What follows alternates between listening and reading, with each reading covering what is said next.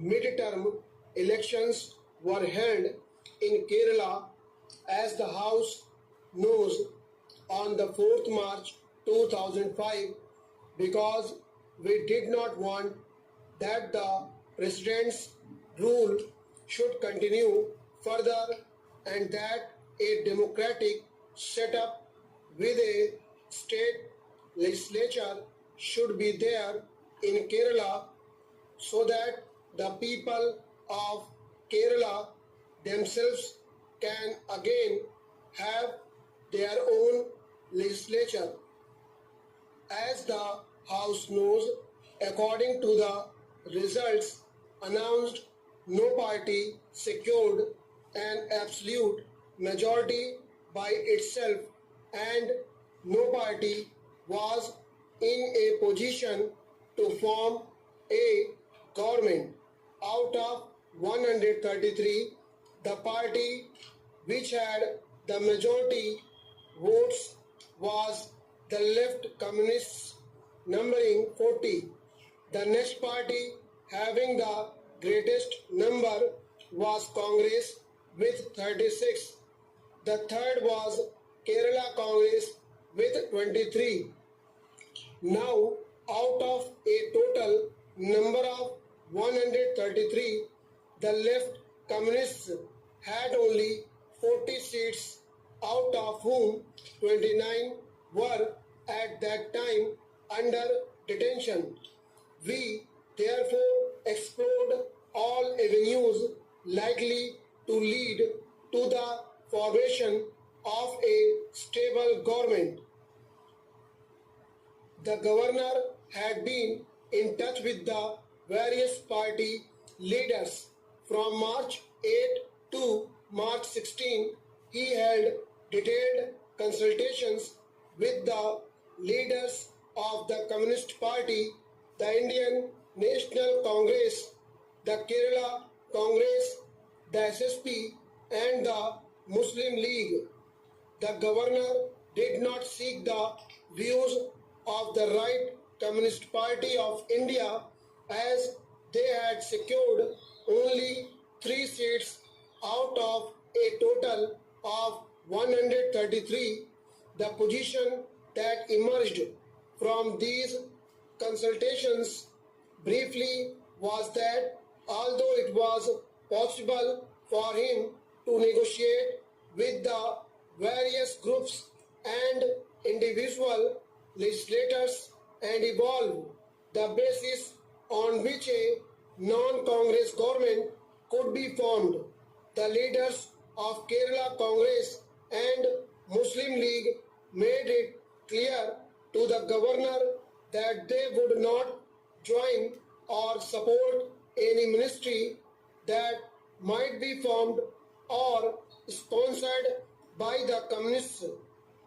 The two major parties, Kerala Congress and Muslim League, said they would neither support nor join the communist government. Therefore, they could not work with the support of these two. So far as the Congress was concerned, its attitude was that it would act as a constitutional opposition to whatever government might be formed, supporting it only to the extent that its policies were in the line with those of the Congress, but not otherwise. Therefore, that ministry could not expect support from the Congress party.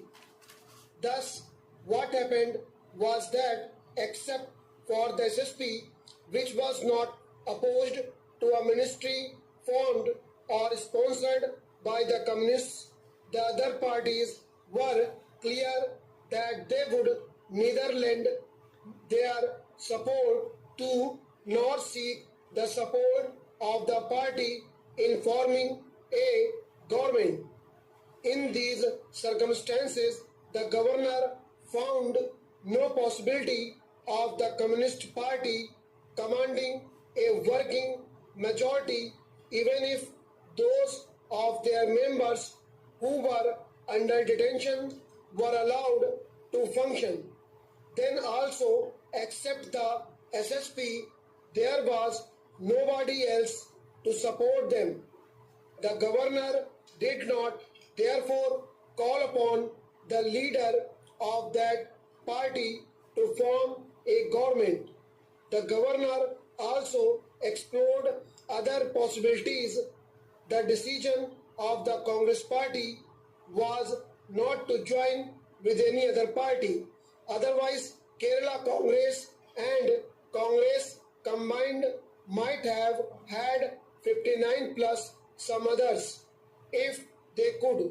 In view of the decision of the Congress party not to join with any other party to form a government and the combined strength of the Kerala Congress, Muslim League, etc., being only 37, the governor came to the conclusion that there was no possibility also of any other party being able to form a combination with other parties and being able to form a ministry.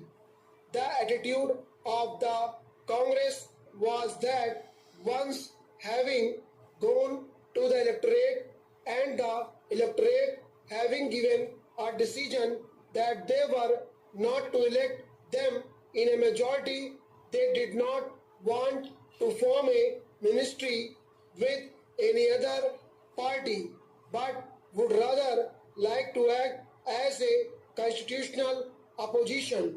That was the stand taken.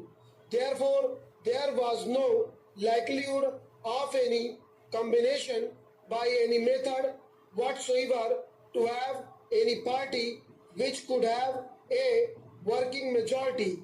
Accordingly, in his report dated March 8, 2005, the governor stated that it was not possible for a representative government to come into existence as a result of the elections to the state assembly and recommended to the president to issue a proclamation under Article 356 of the Constitution. After a careful consideration of all the facts, it was decided that the Vice President discharging the functions of the President should be advised to revoke the proclamation dated September 10, 2004 and issue a fresh proclamation assuming to the President all functions of the Government of Kerala and all powers vested in or exercisable by the Governor of the state. Accordingly, the proclamation was issued on the 24th March 2005 and a copy of this proclamation was laid on the table of the House. Stop.